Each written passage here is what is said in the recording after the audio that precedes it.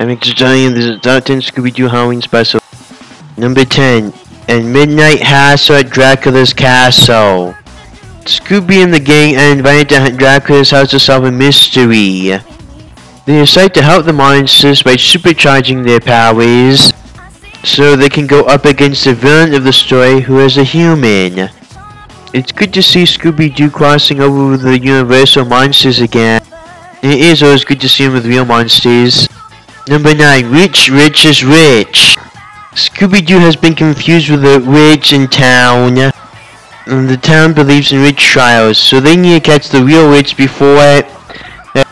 So they need to catch the one who's pretending to be a rich before they think Scooby's the rich. This is a good way to change up the mystery solving formula. And it's perfect for Halloween. It really does a good mixture of the two. And also it shows just how good Scooby-Doo and Halloween blends together. It turns out Utz is getting help from another old person, but then the gang managed to get him too. They even helped a new friend they made there, and they enjoyed a Halloween party. Plus it's so nice to see them enjoying having costumes at Halloween. Number 8. The Headless Horseman of Halloween. The Headless Horseman is haunting the Ichabod Crane family, descendants of Ichabod, because they think the fabled diamond in which the family heirloom is cursed. Because they think the fabled diamond in which the family heirloom is cursed. One of the Crane's family's cousins. Until it turns out it was actually cousin Elmer himself, because he wanted the fabled diamond which is the family heirloom for himself. Number 7. What's New Scooby-Doo Mardi Gras special. Scooby-Doo and the gang are in New Orleans, and them coming across the war between two Confederate soldiers who are brothers who won't stop fighting even after they're undead. It killing a nice woman's hotel business and a man's water park business. It killing a nice woman's hotel business and a man's water park business.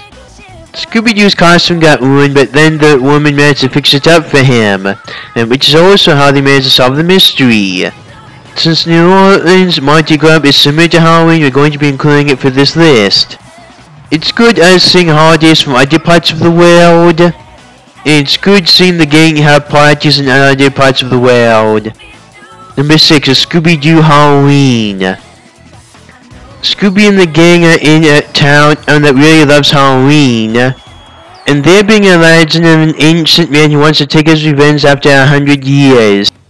At Halloween, but it turns out it was Velma's cousin, because her birthday is at Halloween, and she didn't want to play second fiddle to it again.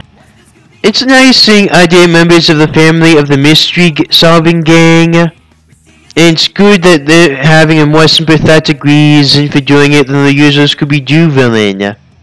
You also get a guest star from Kiss, and see her become a rival to Daphne.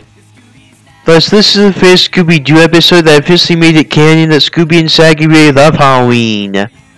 We also get to see them pay tribute to other Scooby-Doo movies like the Scooby-Doo and the Reluctant Werewolf, and other Hanna-Barbera shows. It was also really good the monster was jack-o'-lanterns because it was perfect for Halloween. And I also like that they made these jack-o'-lanterns more original than the usual jack-o'-lanterns.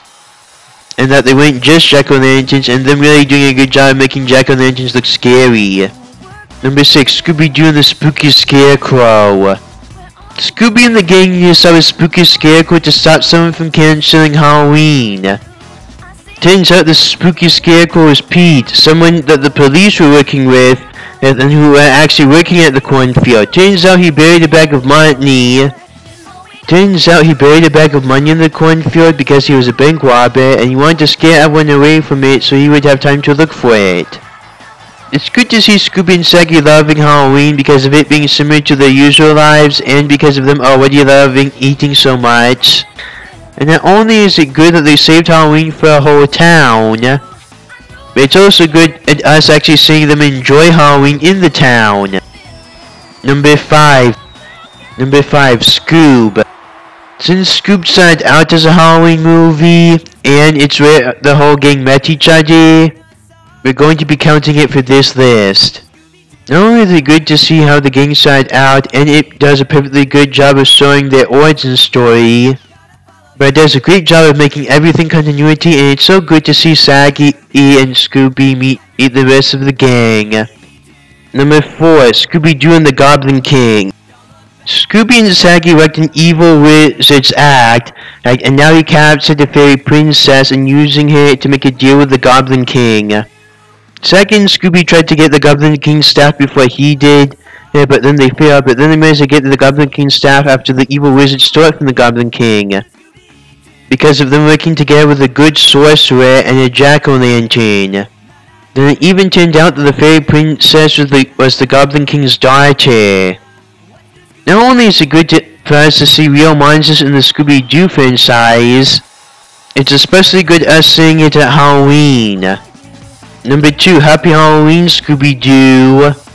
Scooby-Doo and the gang stopped the Scarecrow's evil plan, and now the town is suffering from evil jack-o'-lanterns.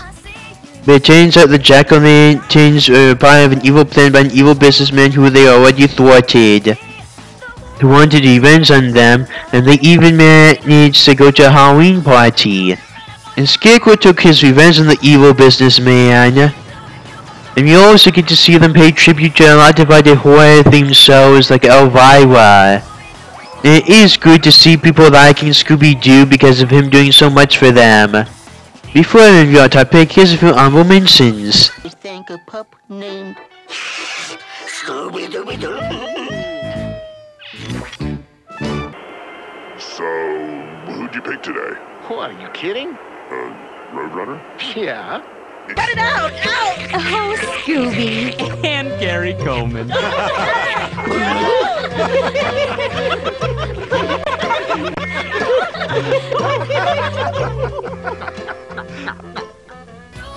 Before I review our top pick, here's a few honorable mentions.